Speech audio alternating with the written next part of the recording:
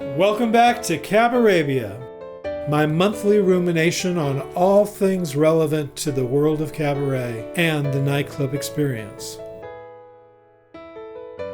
Every program, I profile and interview the leading performers, composers, musicians, producers, and venue owners, all the people that bring you live performances in intimate settings.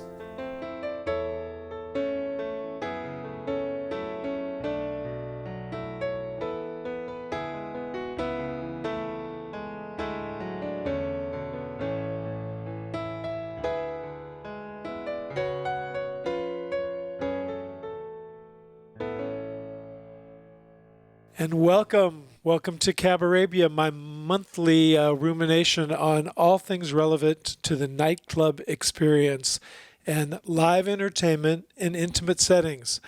We have a very, very special episode for you today. I'm so excited that I get to visit with my pal, KIKI EBSEN. Now, any of you who have been watching for a while might know that I did my first interview with KIKI. It's almost been about 5 years ago. Right now is basically our anniversary. Wow. You know, we met doing a Thanksgiving show, and then immediately right after that Thanksgiving show, we had such a good time that we did another show at Christmas time that was to raise funds and awareness for your equine ranch. Oh, yeah. I don't know if you remember that, but that was 5 years exactly. Wow. And so that's where we are today. I so wanted to do this location, so thank you for having us. You're welcome. My pleasure. In your beautiful home. Tell me a little bit about where we are. Well, right now we're on our sun porch on the ranch that I grew up on, and it's here in the Malibu Mountains. We're nestled in like a state preserve. We have a private inholding, they call it, and we're surrounded by just acres and acres of beautiful mountains and rolling hills, and it's a gorgeous place to live. And it's a ranch, so I have horses and a dog, as you can see. And Luna, This is Luna's watching over us today. Yeah. How many horses do you have? I actually have 9 right now. Wow. I've rescued them, which we'll get into, but yeah, I have 9, and then I board about 7 horses here now, and 2 donkeys, mini donkeys. Do you have a goat? Didn't you used to have a goat? We used to have a goat. He's transitioned. No He has moved on about a few months ago, but he lived to be very old for a goat. He lived to be about 19 years old, and if you know goats, even if you don't know goats, that's a long time to live. The first time I came here, I had a little girl with me who was a special needs girl. Her father and I came, and she was fascinated by that goat. We spent almost the whole time with the goat. They're characters. Goats are amazing. A lot of personality in that goat. Personality, yeah. So Kiki is a singer-songwriter. Anybody who's been paying attention to what I've been putting out for the last couple of years, I've been profiling Kiki a lot as she's been working on a show about her father. Her father, of course, is the legendary actor Buddy Ebsen. And about, 5-6 years ago now, you put together a show in honor of him. About right.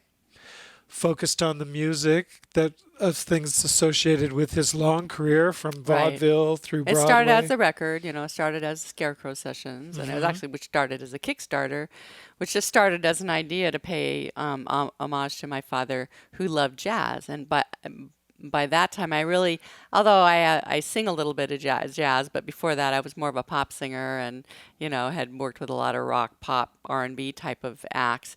I'd never done a legitimate jazz record, and I thought for his birthday, even though he's passed on, but, I would release it on his birthday, a jazz record, and in his honor. And that's when I, found the trunk and found all this memorabilia of his.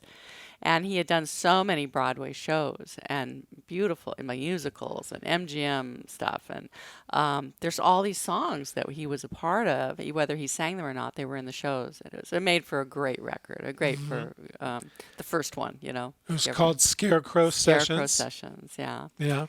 So I told a little the stories, and we had a lot of pictures, and that morphed into a cabaret show, which you were part of, and that was so successful that morphed into a theatrical production, which we just performed right before everything was shut down. Right. Called "To Dad With Love," a tribute to Buddy Ebsen.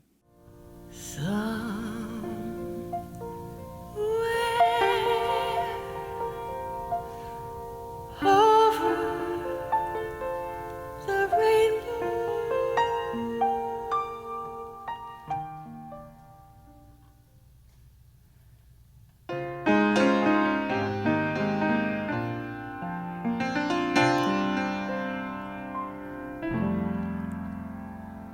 missing you when shadows fall. After my parents passed away, I discovered a trunk in my mother's sewing room. It must have been there forever, just sort of hidden from view. It was a time capsule of memorabilia from my father's career long before I was born. I knew that my father had gone to New York City as a song and dance man, but by the time I was born, he was already a household name. I came to New York City with $26 in my pocket, and you kids will never know what it's like. I know, we heard the story so many times.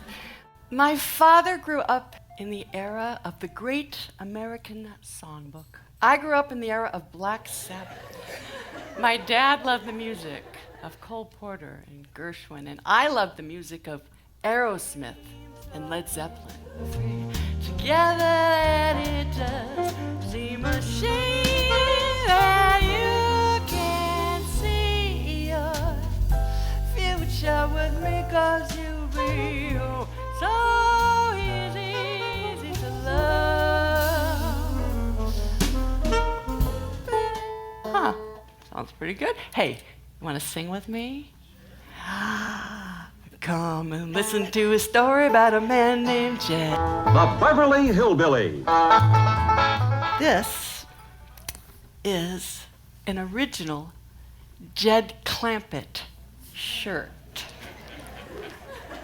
It still has his makeup on it from the studio. Conferring with the flowers, consulting with the rain. So every morning Dad would come in and be fitted with a fake chin, nose, a skull cap, and then his exposed skin covered in white grease paint.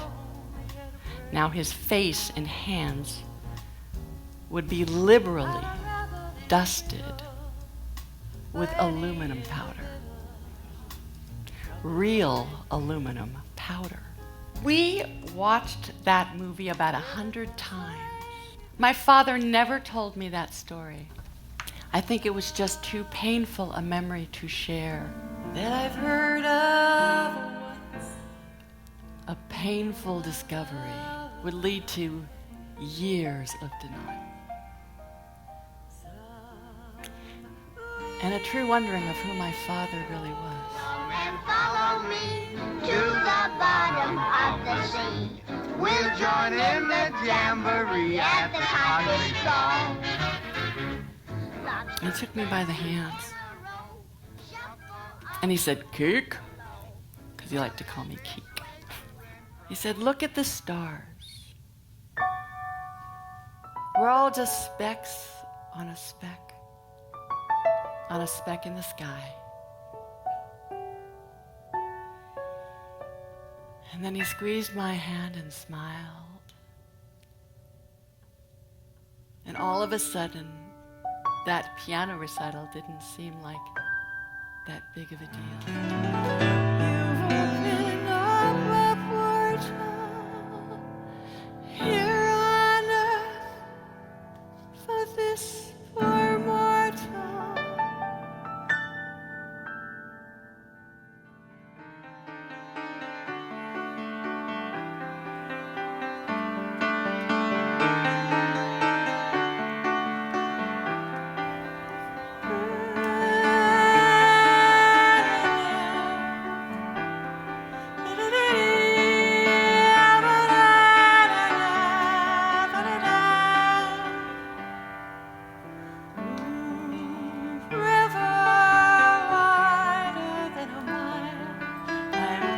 passing you in style someday. You dream maker, you art breaker. Wherever you're going, I'm going your way. Standing in his room that morning, I became aware of a very familiar, bright light. It was warm and it was loving and comforting. I inhaled it deeply into my heart where it has been all along. Just because someone's out of your life does not mean that they are out of your life. If happy little bluebirds fly beyond the rainbow wide, oh, I can't hide.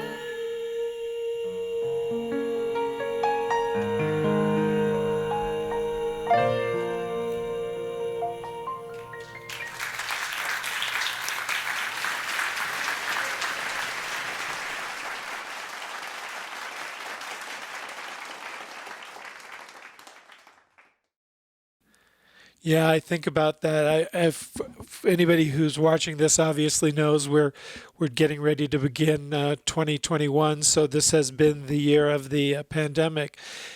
And I think about that all the time, about that you had such a big launch of To Dad with Love at the Theater West. You did a 3-week run, 4-week run? We ended up being 4 weeks. Yeah. 4-week run, very successfully. And, sort of setting everything up to be playing it for the years to come. Yeah. And then just sort of now we all sit home. Well, in some ways, it doesn't. Yes, it feel like we've lost a little momentum, but in that time, we've edited down the show. We now have a product that we can show to potential, producers, investors, theater people, and it gave us some time to just really reflect on it. And it gave me also time to do some other projects that I'd been wanting to work on and complete. So I feel really positive about it going forward, that we will be able to perform it again. But it's one of those things that I'm so proud of what we've done that if we never did it again, Right. I would have felt that it had achieved the healing that it needed for me, just as a person, which is what I think art is all about for me. Art heals my soul and it touches somebody else and they connect to something and it heals them and so on and so forth. That was the thing that had the most meaning to me about the 4-week engagement of the theater piece, is that, it's great to hear the life of a celebrity. It's great to hear all that classic, great American music. It's great to watch an incredible performer, so gifted like you. But what was really interesting, it was really the story of a young woman with a much older father coming to terms with the differences of your journeys. Yeah. And, I keep thinking while we're talking about, you have a funny line about Joe Stafford and Alice Cooper. Tell us that. That seems very emblematic of your relationship. It is. It totally is. I grew up in the 70s. That's when I was in high school. I'm like a child of the 70s rock and roll music. I loved everything, Alice Cooper and Led Zeppelin and Black Sabbath and Grand Funk Railroad and Kiss and on and on and on. And, my dad basically tolerated the music. I mean, he was working a lot, so he didn't have to be there. But I had a rock band in high school, and he was just so desperately trying to get my ear around the classics and the standards and jazz and all that. And I just thought it was old people music. So when I was in high school, he actually said, I want to get you singing lessons, with Joe Stafford. And I just said, who's he? So totally innocently, I was like, who's he? Right. And then I'm going to go, see Alice Cooper tonight. And she goes, who's she? Right. And that was it. He was over 50 when I was born, and we just were a generation apart musically. And the irony is, looking back, is that he used to come hear my bands, and of course I was horrified because he was a big celebrity, and I didn't really want to call attention to myself because of the name. It was odd. I had a real aversion to the fact that it was great to have a famous father. I didn't mind what came along with it, but the fact that people would look at you and not look at who you were Right. because of your famous name, that bothered me. And it set me on a career that was separate from my father's and separate from acting. Although it's brought me full circle. Now I'm, acting and dancing Right. and doing all that, which is really ironic, because I spent so much time in the music world. So. Well, that's a very interesting aspect to you, is that you've had this long career as a side person, musician. There's your story really has like 17 aspects to it. Yeah. So tell us a little bit about some of the people you've worked with. Well, so I went to college at California Institute of the Arts, and I actually got a degree in voice. So I was singing opera, concert song, something I never dreamed of doing. They just kind of nabbed me, for the vocal department because I had auditioned for the choir. So you have a great voice. I went, yeah, okay, whatever. Whatever. So I left school, and while all my friends were going to Europe to, get into opera companies and do competitions, I got into the technical part of music called MIDI, which is the musical instrument digital interface, which was in the mid '80s. Very it was like this new revolutionary way to to sequence and sample music and make music and also enhance live shows with it as well. I had a company for a while that produced that kind of the products, and through that education, it made me a prime candidate for a role that came up with the rock group Chicago. And they needed that kind of knowledge, a technician, musician who plays the keyboards off the stage. So behind the drum riser, I had a keyboard and I had all these samplers and, Macintosh Plus computers. I had like this whole like Wizard of Oz, kind of setup. And I would travel with them and I'd be technically playing in the band, but not seen on stage. And it was a phenomenal experience. It was a wild experience. I mean, for 2 years, and traveled the world and did a record with them, did Chicago 18 with them. And then I knew I wanted to be on stage, and I left that opportunity and auditioned for Al Jarreau's band, and I got the audition. Amazing experience working with Al Jarreau. Amazing. I mean, in the band, Ricky Minor was our bass player. Felicia Collins was playing guitar. She went on to play with David Letterman. And Dia Davenport was the background singer. She sings for the Brand New Heavies. So it was just this phenomenal group of talent. You go through that, and then you're thrown into, the world of touring from that point on. For 25 years, I toured straight, with Tracy Chapman and Boz Scaggs and Michael McDonald. I spent 23 years with Christopher Cross. I worked with a lot of Japanese artists where I'd go to Japan for several months, some big artists over there. Right. It was just James Ingram, Jeffrey Osborne, Patty Austin, and lots of television appearances on all the late night shows. I did a stint in the house band for Wayne Brady, did some music directing, vocal directing for Ken Ehrlich for his productions for Women Rock for Lifetime. Did that for 3 years. They do a big show, and you'd work with everyone from Gloria Estefan to Chaka Khan to Leanne Womack to Debbie Reynolds, or it was just this great, huge fest. So I had a lot of great experience being on the sides, and then I'd make my records in between. But I love all aspects of production. My mother was an actress, director, producer, had her own community theater, and she did everything from designing the sets to directing the shows to making the costumes. Right. And sometimes acting in the production. She was crazy. Crazy multitasker. And then there's my dad. So, wow. So that's a whole career. That was a whole career. 20 years. Yeah, over 20, yeah, close to. And during that time period, you also made some albums, right, as a singer-songwriter? Yes, I actually was discovered in a club called Le Cafe, and a lot of people would know that from the early '90s. It was on Ventura Boulevard. I was going to say, on Ventura, right? Yeah, on Ventura Boulevard in Kester, right around that area. I used to go there. It was just a great place to hear music. You could hear everybody, and all the great musicians played in there. And so I was playing with my band, which included a little-known sax player named Boney James. And Vicki Randall played percussion every once in a while, and a great band. And this producer came in named Paul Brown, who ended up producing the Boney James records and made him pretty big smooth jazz star. Produced my first record in 1993, and it's called Red, and I love it. Great critical acclaim, and it was kind of unfortunately where the formats were dividing, and there was smooth jazz and contemporary jazz was ending, and then there was AAA, which was more like the Sheryl Crow and all that. And I just, after I made the record, I just got a gig. I got a gig on the road and just said, I'm going to take the money and I'm just going to go work. And so I ended up working, and on my breaks, I'd come back and make records. So that's how I maintained sort of my singer-songwriter, vibe, but I never stopped touring just to be a singer-songwriter. I wanted to work in the business, and I'm happy to say that I did. Which brings us to now, where you're getting ready to release your first singer-songwriter album. In a while, yeah. In a long time. Yeah. Right? Yeah. Tell us about that. Well, I'm super excited. I've been, this is my 8th record, and I believe the last time I did an all original record was in 2011, The Beauty Inside, because I did the Scarecrow Sessions and I did a Joni Mitchell record in between that.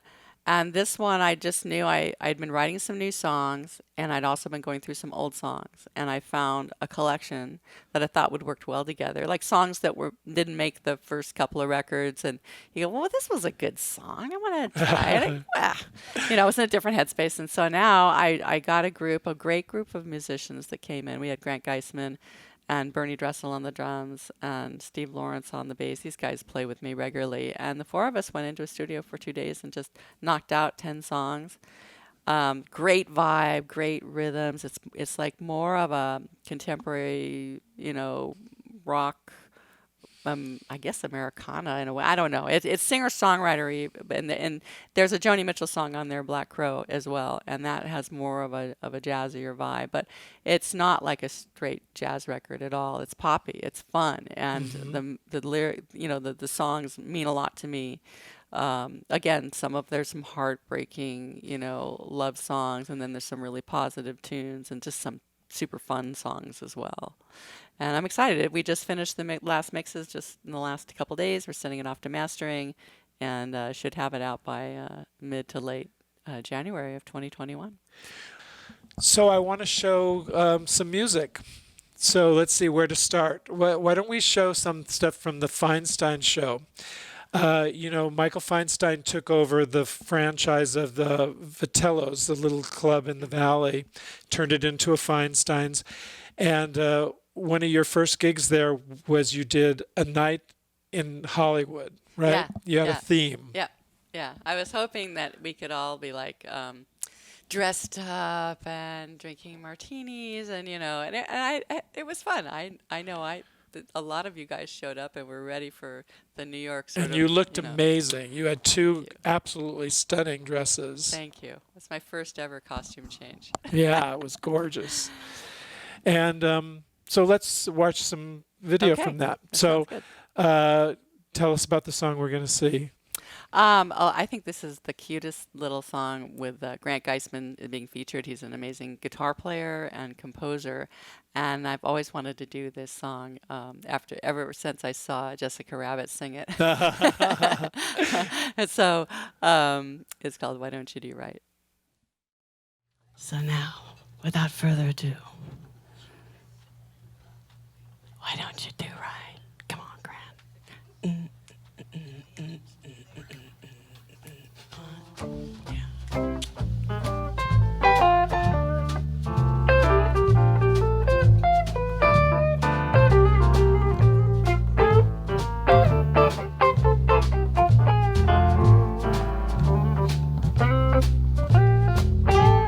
You had plenty money, 1922. You let other women make a fool of you. Why don't you do right like some other men do? Get out of here and get me some money too. You sit around, wonder what it's all about. You ain't got no money, they will put you out. Why don't you do right like some other men do. Get out of here and get me some money too.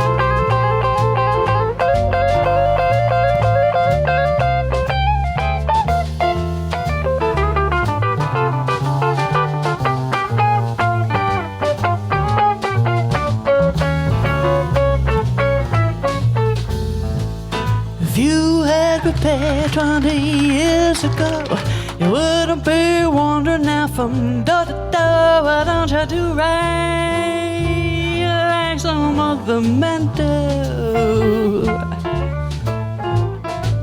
Get out of here and get me some money too.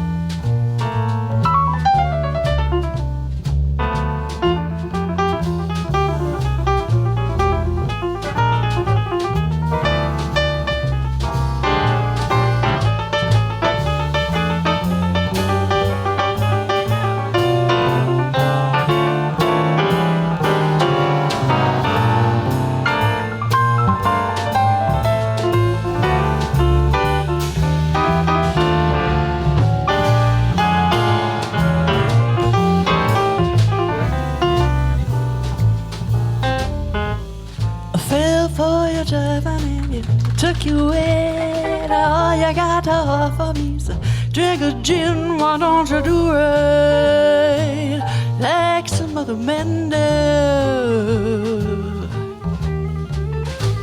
Get out of here and get me some money too. Why don't you do right like some other men do? Like some other men do. Like some other men do.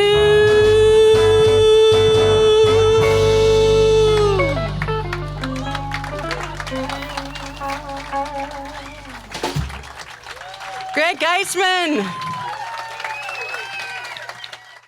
So that was a particularly incredible night, but particularly memorable night for a few reasons. One, you had two guests. One, my personal favorite, Debbie Boone. I absolutely love Debbie Boone. She's great. You know, I think she's one of the most under-regarded performers ever. I think she's so beautiful and so talented. I've just always been the hugest fan of hers. Me too. And it was fantastic to see her. Yeah, I was happy she was able to do it. Yeah, and she was so great. And then you also had Lee Merriweather, who has appeared in your dad's show. Came when we did it at Catalina's, I think, right? She was Lee, of course, was his co-star in the TV series Barnaby Jones. Yeah. You know, my good friend Michael Levine, who's a big musical director in New York, the other day has been watching the entire Barnaby Jones for some channel has been showing the whole thing from start to finish, and every night he's like, I'm watching Barnaby Jones, leave me alone. So but anyway, she's the loveliest woman ever. She is so sweet, and she's a dear family friend. I mean, you know, I grew up with her daughters, and we're very close, especially after my father passed away. We became much closer, and you know, she was instrumental in getting me into Theater West with the Dad Show, and she was in love with this song that my dad had written called Rendezvous from a musical that my dad had written, and she kept going, where's the music? I really want the music. And I finally got the music, and I thought, you know what? I'm going to bring her up to sing this song with me, and it is a dear, precious moment between the two of us singing my dad's song, and I felt my dad's energy in there for many, many reasons, but especially there with Lee. It was really sweet. That night also was memorable because I remember you sat down at the piano and you said something about Michael Feinstein, and then the chandeliers started swinging. Yeah, it was so funny because I was doing a solo number, just me at the piano. I sat down and all of a sudden I hear people talking. And I'm thinking, God, they're being so rude. And right as I said that, as I thought that, the chandeliers started moving and I went, oh, we're having an earthquake. Oh, okay. Right? Oh, yes! This is so awesome. It's okay. It's going to stop. Don't worry. Oh, my God. Okay, well, maybe not. Okay, it's all right. Calm. The exits are there and there. It's a sign. Really, they do this all the time. And then my husband, who's the fire chief of the city of San Gabriel, goes running out and gets on the phone because he's got to check in with us. And I'm like, okay, well, everyone else is still here. And I start talking the audience down, trying to make a joke out of it by thinking, gosh, what are we going to do? Do I get under the piano? And it ended up being fine, but amazingly enough, nobody left. A few people got under the tables. And I, of course, credit every weird thing that happens in my performance life to my father, who does funny things like turns the electricity off or the sound off, and then, start an earthquake. That would be so Dad. So I was about to sing one of his songs called Missing You, so I just said, knock it off up there. Right. Got to sing a song. It was a crazy moment because, we were upstairs. The Right. Feinstein's was a club upstairs, and the exits down were not real wide or real easy. It would have been a scene. It would have been a scene if anything had really happened. But it was a legitimate earthquake, and we were rocking and rolling. But you know what? We didn't stop the show. We didn't stop the show. People didn't move. It was fantastic. I said, pretend you're on a cruise ship. Right. It felt a We're little just like the rocking. Poseidon Adventure when the chandeliers went swinging. But I did write you a Facebook post the next day that said, "The Earth moved." It was fantastic. You have written some of the greatest things, and again, my favorite, that podcast that we did together is truly one of my favorite pieces. You're so well researched and so knowledgeable and such a true love of music and performers. I thank you for that. Well, and you're such a very interesting person to follow, to watch your evolution. I'm so glad that we're still doing this. I know. Still watching it grow. Well, you too. One of the ways that I know that you've been staying connected to performing during the pandemic is you do a weekly broadcast from your living room. Yeah. You call it the Songwriter's Living The Room. Songwriter's Living Room. Have you done songs from this new album I have. in that format? Yeah, I have. I mix it up. So when the pandemic started, we just started broadcasting every night for 30 days. Right. And we just thought, well, we got to play music and we got to connect because this is hard, really hard, and people loved it so much. And the idea was not we weren't going to be perfect. I was just going to sit there, maybe in my pajamas most of the time, or just whatever, in whatever mood I was in. And so there's interesting shows where I just go, I'm in a bad mood, or I'm sad today, or other times I'm totally goofy and or I'm missing lyrics in the middle of songs. So it's very real and very organic. And so I did preview songs from the record. We did a whole night where we played the tracks and I played and sang along. We did some music -1 thing, so people got a taste of it and had a lot of fun. Then I went back and played every song from my red record and then from Love Loud. And Right. we just went and did a theme night, And then, of course, I played tons of Joni Mitchell, which I am a big fan of, and Laura Nyro as well. But none of that was really foreign to you because this house has always been sort of a cozy living room. It's always music been. breaks out. I know Yeah. the few times I've been here socially, usually there's some kind of show that spontaneously takes place. which Yeah, is- usually on our New Year's Day. We usually have a Yeah. New Year's Day party, which we won't be having I know this so year. sad. But yeah, friends come over and we have this totally spontaneous music thing that happens, and we never plan it. We just set it up and people just sit down and play, and we've had some great artists. I mean, Colin Hay did a whole night here, and Stephen Bishop entertained us one time. That Really? was pretty I fun. love Yeah, him. yeah. So we always, and some great jazz players, always come and do something. And then I'm always, you can't keep me off the piano and the microphone. I'm like, don't make me sing. Don't ask me to sing. And plus this place is, historically, this is a 1929 adobe. And in the 60s, when we were coming here part-time, we had a caretaker that lived here that was a friend of my mother's, who actually was the headmaster of the Oakwood School. And the Oakwood School is a really well-known private school in North Hollywood, very funky, And the headmaster and my mother went to high school together in Chicago at North Shore Country Day. He was a caretaker here, but he would invite his friends who were all 60s songwriters, like Maria Muldaur and the Stone Ponies, and Wendy Waldman was actually went to Oakwood as well, and she ended up marrying her, I think, the English teacher. I hope I got that right, Wendy. Anyway, and even Stephen Bishop said, when he came out here, he went, I have been here before. I remember that road. And so it was kind of a mecca for music. And when I was just, still a little girl, I didn't know who was here. And I can feel the vibe in that living room. I've been practicing with my bands here since, I was 12 years old. And we always set up in the living room. It's great sounding. I recorded my Beauty Inside record here.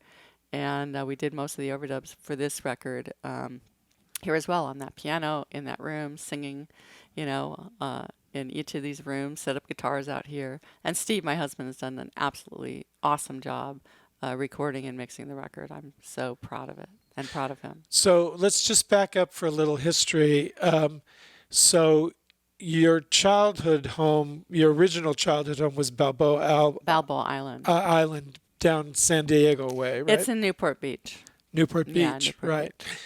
And then when you were 4-ish, 5-ish, My parents bought a ranch. Bought a ranch. They just bought a ranch. It was so random. And we were living on Balboa Island on the bayfront. It was all about boats and sailing. And, of course, my sisters had ridden horses in summer camp, and they loved horses. And, I never asked them what drew them to this area, but they happened to see an ad for a ranch in the Sunday paper, and they came up and looked at it and bought it. Now, I don't think it's a coincidence that, Rex Allen's ranch is a mile that way, and Ronald Reagan's ranch is a mile that way. Edgar Rice Burroughs' ranch is just a half a mile that way. And then the studio ranches of 20th Century and Paramount were, another mile that way. So we're surrounded by the Hollywood Western. A lot of stuff was there were a lot of location shoots for Westerns. You tell a funny story in your show about how your father wanted to have everybody take their horses and go over to visit to a party at Ronald Reagan's house, right? Yeah, it was a barbecue. Yeah. And for some reason, I have 3 older sisters, but only my brother and I were around for this fateful this particular ride. And my dad, he's such a romantic. I love him for that. But he got in a lot of hot water with my mother, who's like totally practical. And so to drive to the Reagan Ranch, would have taken about 20 minutes, right? So through the canyon roads. To ride to the ranch over this giant mountain, well, it may have just taken an hour. Okay, and we could have ridden there, as the crow flies, as I say, if you were to go straight over. But there's no trail. And we'll get a look at that mountain. This is a giant mountain with no trail. So my dad says, okay, we're going to ride there, because I think he wanted to impress his friends that I'm right over here. I'm going to bring my family. I'm a cowboy. I'm going to ride my horses over there. And my mom's like, really? Because I just got my hair done, and I wanted to wear my nice dress and, hobnob with all the people that were going to be there. So she got on the horse, and he handed us all implements, right, to cut down. He figured we'll make a trail, right? We'll cut the branches. We'll cut the fences. We'll do all that. And I'm like, what a great idea. Go, Dad. My brother was younger than I. He's younger than I am, so his riding ability was not quite as good, and he kept falling off this little ornery pony that we put him on. And we got there and we were just covered in ticks and we're ripped up and our clothes, it's like scratches and we were kind of a mess. And but somebody took our horses and we went and enjoyed the day and had a wonderful, wonderful time at the party. But then, as I say in the show, when dusk settles, and my mother looked around and realized she was going to have to ride out the same way she rode in. Well, she went up to my dad and she took my little brother's hand and said, I'm getting a taxi. I'm getting home. Yeah, so she took my little brother, got a taxi, and drove home. And my dad and I took the 4 horses. We rode and ponied a horse each. The long way around, which took us about 2.5 hours in the dark. I mean, we're in the mountains. We're in the serious mountains. Yeah. A lot of chaparral. When I say chaparral, it's like, forget it. You cannot. You can't just push it away. It's a wall. So back to the music for a second. I was thinking, I crossed paths with you sort of as you were leaving the period of all the touring with the different bands, and you were definitely stepping in as a solo performer, specifically to do your father's show, which was the most theatrical thing you'd ever done, I think, and as you say, a focus on the jazz music. So my experience of you over the last 4 or 5 years has really been your exploration of coming into your own as that kind of a performer. And I'm wondering what it's like for you now to sort of returning to the original music, the singer-songwriter, as you prepare to launch this new body of work. Well, that's a great question because, I don't know that I have a particular sound. Like you can't say, well, she sounds like that, sounds like that. I sound like me. And what I'm happy to hear after hearing these mixes is that, there's a real continuity to my voice. It's stronger. It's got a particular sound that I feel like I really like. It's always been hard as a singer to go, I like that. Sometimes you just don't like the sound of your voice, whether you're talking or singing. I've learned to use it, especially having done what I've done, exploring jazz, doing the dad show, exploring the Joni, my whole Joni thing, has caused me to be a better singer and a better performer, doing the jazz, getting away from the piano, which I play and sing normally, but coming out in front of a band and doing a lot more of that kind of stuff has allowed me to access a part of me that I never did before because I was always playing the keyboards. So I think it's just making me a more well-rounded performer, and it's exciting. It's exciting to feel excited about being a performer, especially now. And when everyone's like, "Oh, what are we going to do?" Well, we're just going to do what we do, and we're going to find avenues to express ourselves. And it's interesting how I think the world is allowing more and more to bust out of genres, to move around genres. Yeah. I was thinking when you were talking earlier, when you mentioned Al Jarreau, my one personal experience of Al Jarreau is, remember when we had the old Tower Records on Sunset Boulevard, I was there one night and he was going through the bins, putting all of his records in the front. And he was he was a major, huge star. Oh, that's so funny. And he's like, you got to do what you got to do. And he's out there like repacking, so he's the front. And then the other night I was watching that Lady Gaga documentary, and she and her manager were at a record store putting her record in the front bins. I love it. Recently, this is like the last year or so. But the reason I thought of Gaga is, she has 2 shows that she does. She does her, electronic pop star, stuff, and then she does a pure jazz set thing. Which I think it's great. I mean, why not? I mean, I know that it was looked down upon, what's your for? What do you sound like? What's your thing? It's hard to brand you. We don't know what you do. Right. But I've been dealing with that my whole life, so I don't see any reason to limit myself.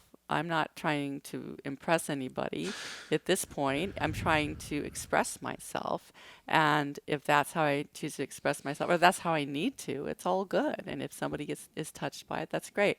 It also opens up a lot more possibilities. I just did as part of the LA Jazz Society holiday, their little virtual holiday party. And it's so fun to slip in and out of that. And I don't even feel like it's not a role, it's not something I'm faking. It's who I am.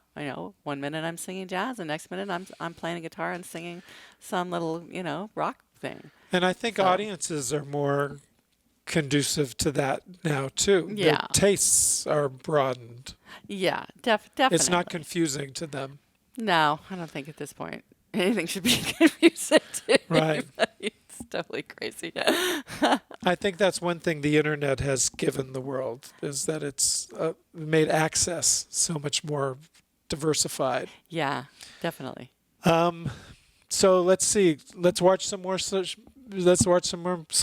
Okay. So as we talked about, you've been doing these living room concerts, Songwriter's Living Room. What are we going to see? Oh, that's a good question. Why don't we we'll be surprised. Just be surprised. Good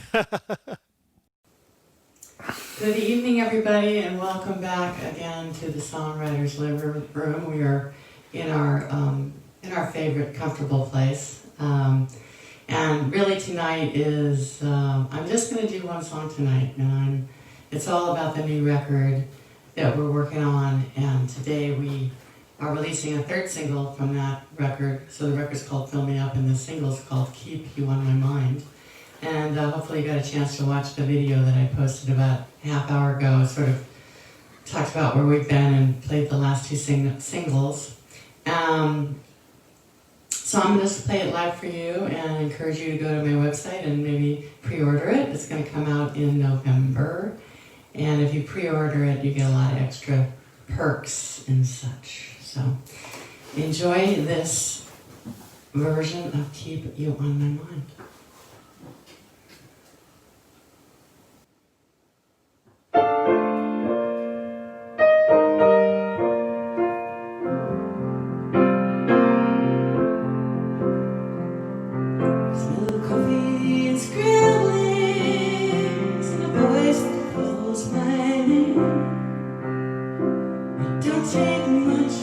To keep you on my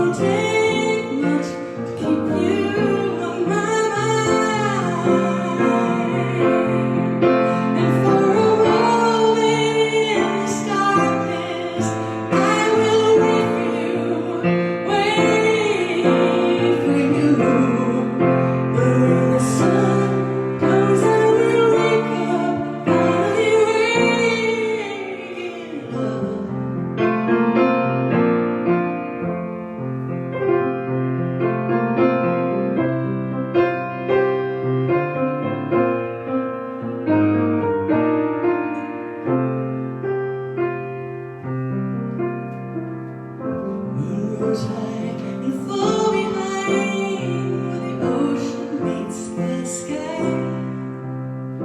It don't take much to keep you on my mind.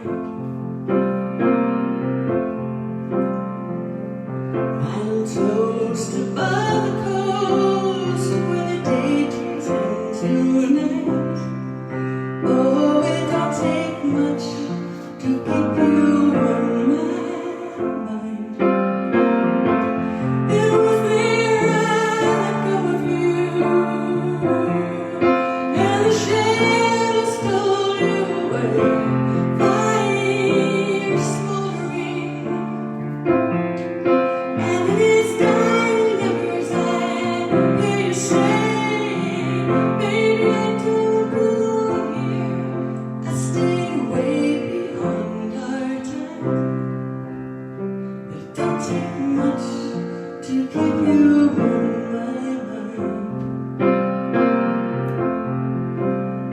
It don't take much to keep you on my mind.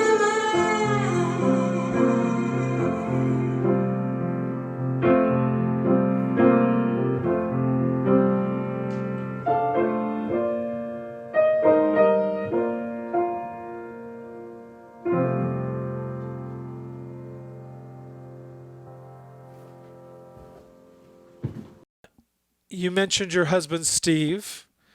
You met him originally in the music world, right? did. Didn't you work on a gig together? We were in Tracy. Well, I was in Tracy Chapman's band in 1996 for her New Beginning tour. They had the "Give Me One Reason" song, and that was a whirlwind, tour all over.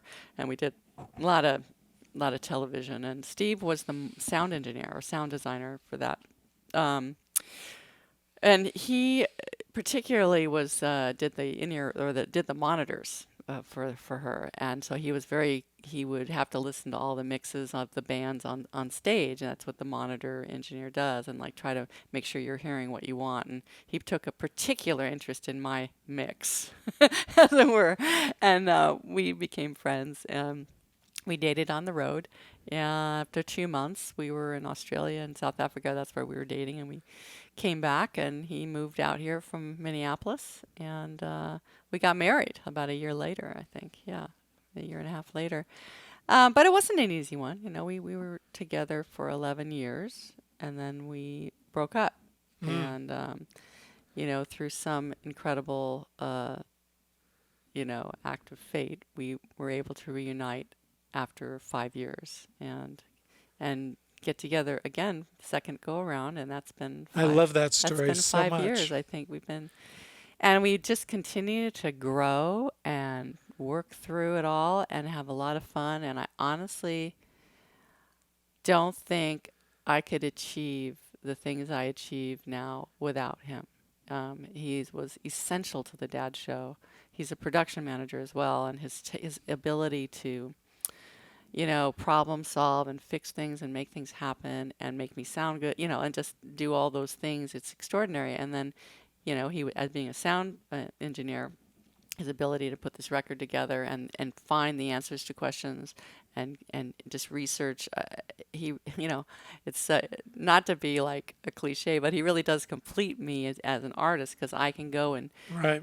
do all these things and go, I need this thing. And he's like, okay, he's on it. And next thing I know, whatever we need, it shows up, at the post office the next day, whether it's a cable or a speaker or a microphone or whatever it is. He's just, he's really cool. And we're having a lot of fun on the ranch. We drive around on tractors and, fix fences and pipes. And he knew that. your father? Was your He father actually, alive? Yes. Yeah? He actually asked my father for his blessing for my hand in marriage, which I think is so cute. Oh. And this is what my dad said to him. He said, son, if you can handle her, you can have her. That's so perfect. Yeah, it is. It's so my dad too. You can handle her. You can have her. Yeah. That's so great. So yeah, he knew my mother as well, and so he's really been a part of our family for a long time. So we're here with Steve Wallace. This is Kiki's husband, or Kiki is your wife, Yes. depending on how you modernly look at that. And this is his fire truck. We were talking. First of all, I told Kiki, very wise of you to marry a man that has a fire truck. I think that's very, very clever. No, but we were talking about how you've been involved in Kiki's music. You've been working on the Tracy Chapman tour, and you're co-producing this album that she's working on, and your extensive background in music. And then she was telling me this other story, and she mentions, he's fire chief of the San Gabriel Valley. What's up with that? I had an amazing 25-year career in the music business and was looking for something else to do. And, every little kid sees the fire truck going by, and I was like, I'm going to be a fireman. So, kind of woke up one day, decided that. She'd actually introduced me to a fire captain.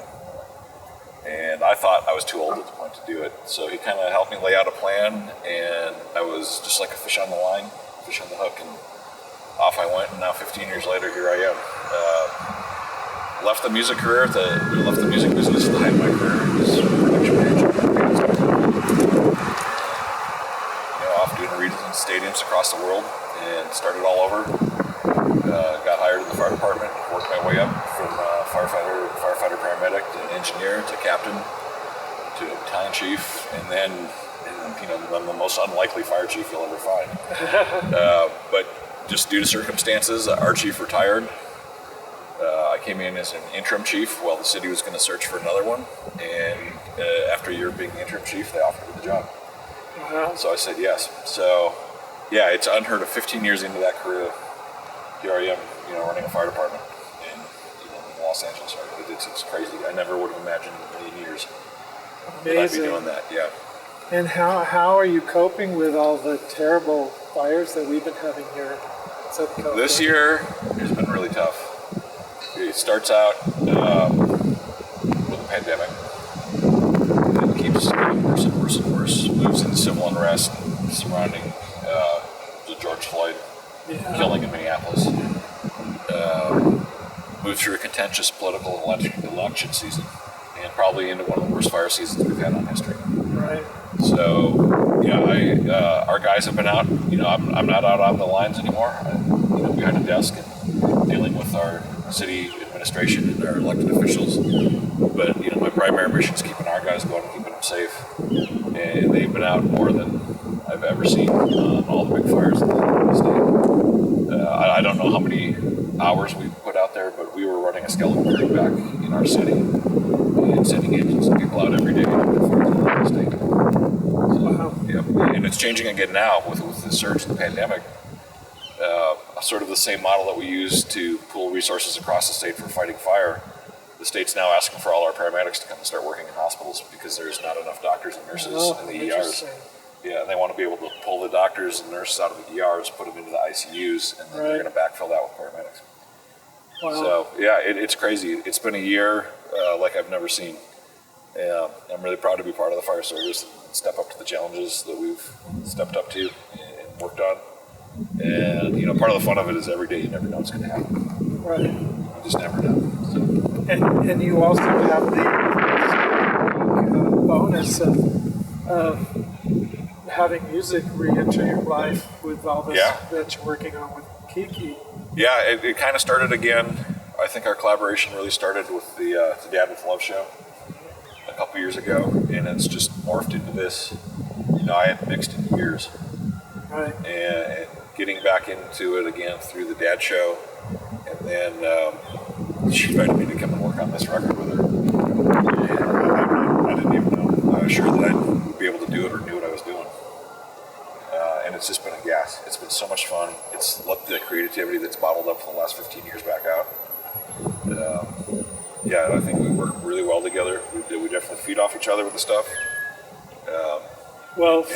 Forgive my sentimentality, but I find it such an inspiring and moving story that you guys had been married and broke Yeah. up and then found each other again.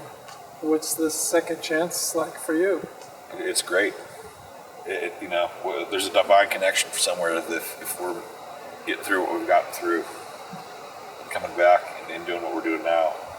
You had a terrible fire here. We did 2018, a Woolsey fire. And I was actually on that as the strike team leader.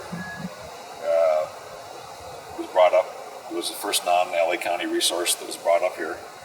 And I don't remember what time it was. It was in the middle of the night. But my strike team, we'd fought our way through Oak Park. We were actually looking for fuel. And knowing the area, I knew where there would be a station that could fuel our 5 fire engines. Came across the road and just decided to shoot down the canyon here to see what was going on. Because you could see the fire was really blowing west. It was on the other side of the freeway, but it was moving the freeway. We knew it was going to come over. But we thought it was going to be really far west of here. And as we're sitting down in in Liberty Canyon on the road, I run into Kiki, and there she is evacuating all the horses. Everybody's getting out. And as fate would have it, the division chief I was working for gave me the responsibility of the structure protection of the canyon, which I thought was great. And here we go. Until it jumped, we watched it jump right over by Agora Road in Liberty Canyon and get established in the hills above us. And they knew it was running to Malibu at that point, so they pulled everybody out of here, and we just started fighting our way to Malibu for the day. So this place burned over. The second day of the fire, I was down in Mulholland, down in Pepperdine. I was at Paradise Cove, just running all over Malibu, putting houses out. Meanwhile, our place here is burning. Right. Well, I think that the takeaway is marry a firefighter. I think that's the bottom line of the story. Marry a firefighter. It's good that they have a background in music, but marry a firefighter. It's pretty handy. Especially if they have their own truck. We got a truck. We can mix a record in the morning and put a fire out at night. There you go. What else? What else do you need? So you also use the ranch and the horses as part of a therapy program sometimes, right? Yeah, I have. So I started rescuing horses about 20 years ago, and I placed just a handful. I kept most of them because I just love them so much. And they age range from 3 to 37. So I teach natural horsemanship with an emphasis on human growth and awareness. And what that is that it really works on the human and what you bring to the table with the horses. And I teach skills. I teach the horse behavior and equine psychology and, the language of horses and things like that. But it's really up to us to learn that and help.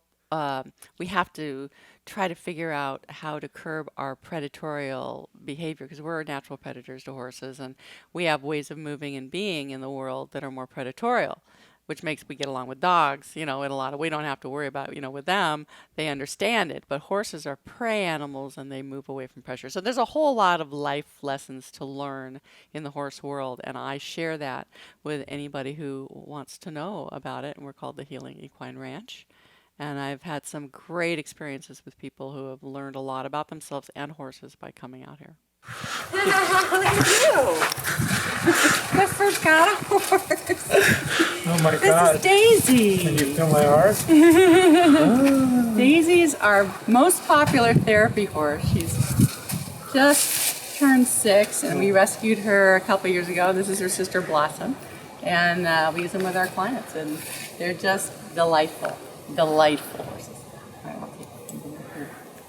Good. You did a great job. Did I do okay? You did great. Is she exposing me as not being as calm as I could be? No, she's totally hanging with you. She's good. They're all looking for their treats. It's rain time. So this is their little brother over here named Buddy, and I'm just going to play with him a little bit so that you can see him, and then I'll take them all over and we'll give them their grain. Okay. All right? So I'm just going to tie him off over here. Okay.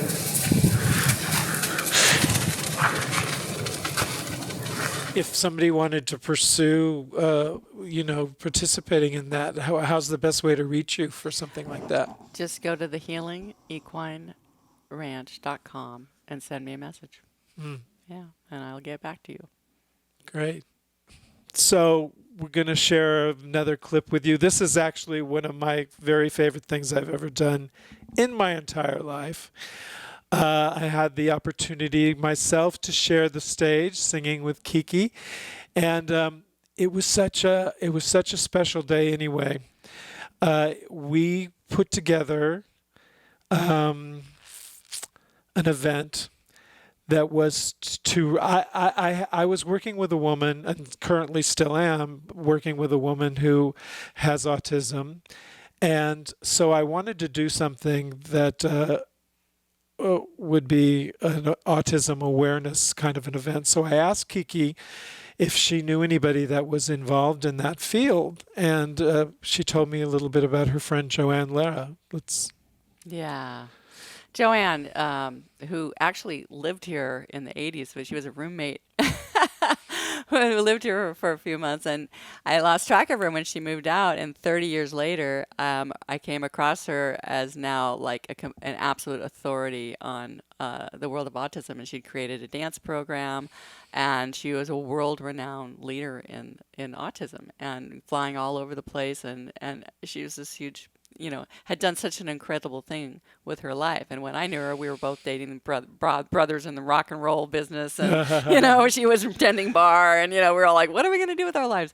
Anyway, so I was really proud of her, and so when you had the idea of doing something for autism, I was like, Joanne, absolutely, let's do it for her autism. And we had, movement therapy. to me, I'm a pretty prolific nightclub producer, and I crank out a lot of shows, and it will always stand as one of my most favorite shows ever.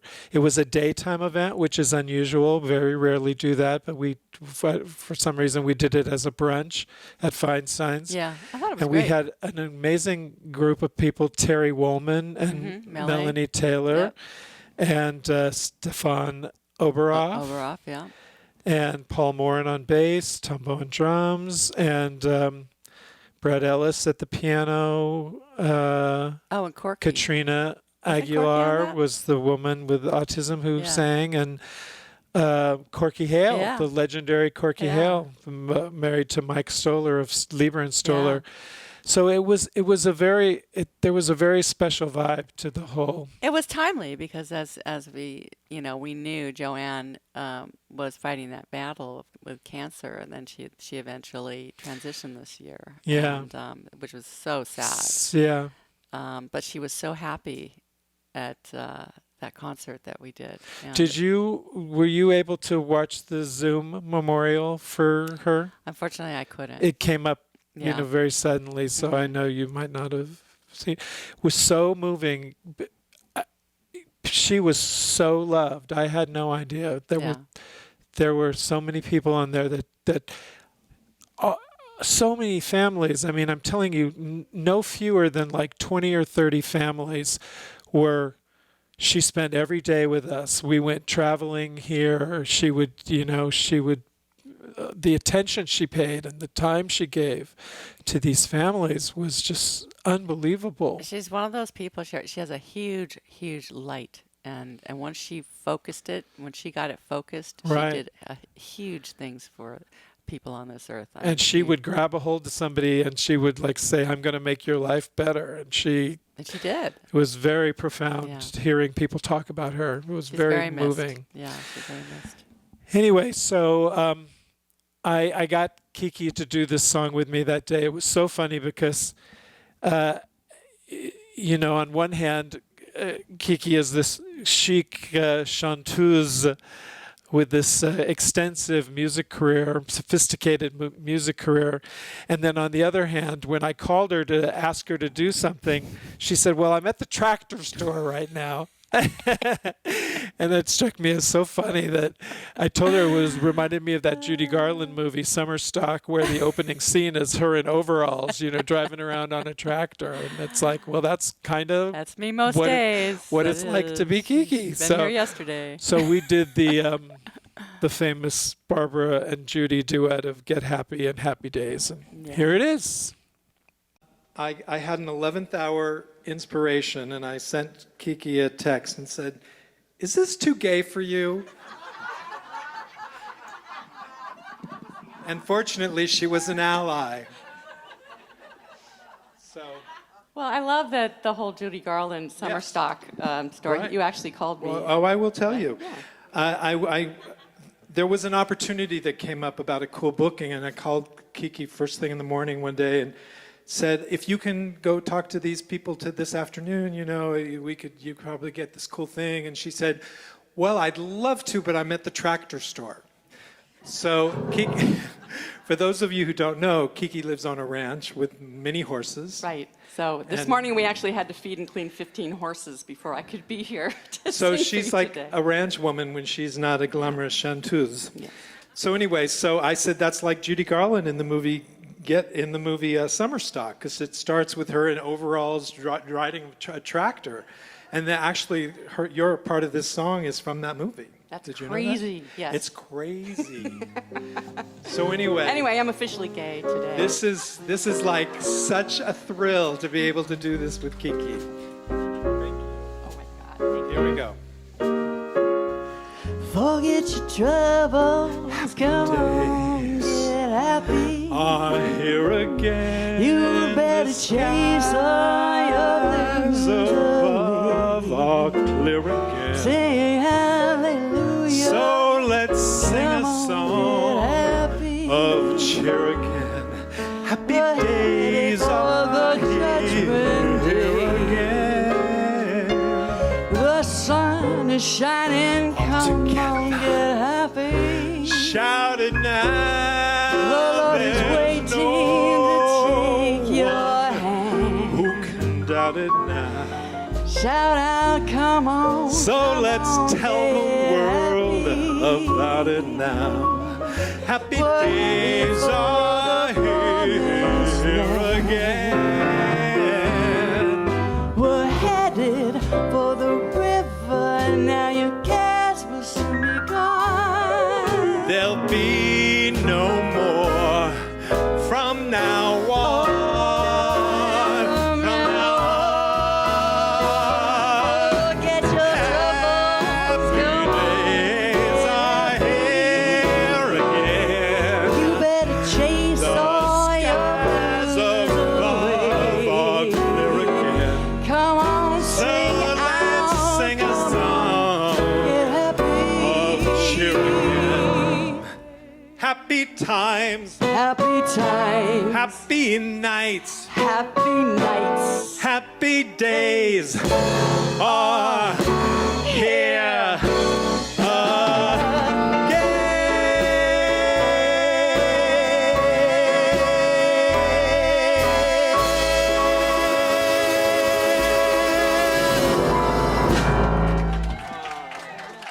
Well, that was very happy making.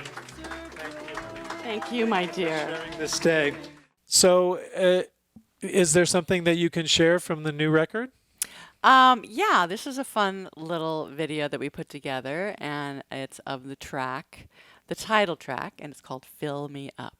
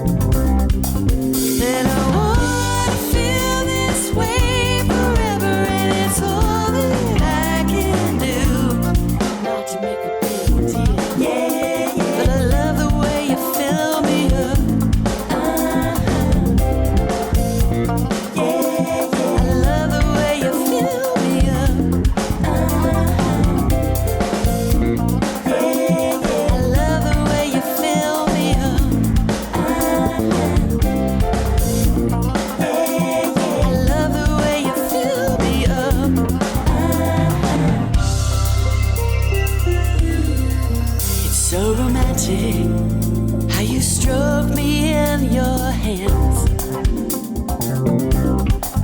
like something precious you uncover in the sand. It's so romantic how you kiss me without cause. I can't imagine any other kind of love. And I wanna feel your touch forever, and it's all that I can do. Not to make a big deal, yeah, but I love the way you fill me up. Yeah, I love the way you fill me up. Yeah, I love the way you fill me up. Yeah, I love the way you fill me up.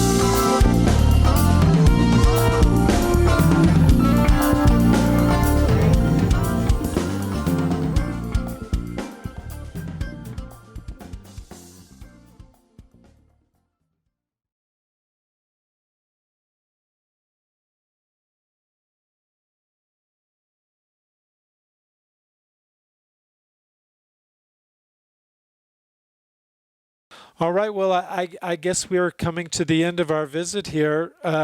First of all, I would like to thank my co-producer and cameraman and editor and filmmaker and everybody, Andrew Apple, for being with us here today, for making this location a possibility. You know, I've never really done this before. I did a podcast from NAMM once. That was a lot of fun. Oh, cool. But this is when I got the idea to come out here. I was glad that Andrew was willing to do it, and I was glad that you were willing to have us. And it's so wonderful to be here. And I'm glad that I get to start 2021 being here, because that's become a kind of a special, sentimental thing for me. I've done it 3 times now, I think. Yeah. And it's always so special here. Your house is so filled with music and friendship and love and interesting people, and it's always It always makes me appreciate and grateful that I know you and that I'm part of your community. And what are you thinking of as we start 2021? Well, I am looking forward to an end to this pandemic. I am looking forward to people getting back on their feet and our economy recovering. And I think it really starts with ourselves. So we can sit around and worry and complain about everything else, but we need to make sure our house is in order and do the things that we need to do to make ourselves spiritually, emotionally, mentally fit and heal from this. And for me, that is a continuation of what I've been trying to do all year, which is to stay creative, make music, touch people's hearts through my own personal experience, be brave about opening myself up, be honest about my mistakes, and really love the people that are in my life. And that, I believe, will ripple out to your neighbors, it'll ripple out to their neighbors, and it'll just help heal this world. And I know it's going to happen. I have a great feeling about 2021. And I'm so honored that we'll be able to have some sort of New Year's Day celebration by having you here and just talking about it. And I just wish everybody all the best. Yes. So there you have it. Happy 2021. Thank you so much, Kiki. It's great to see you. Great to bring in 2021 with you. Thank you. See you later.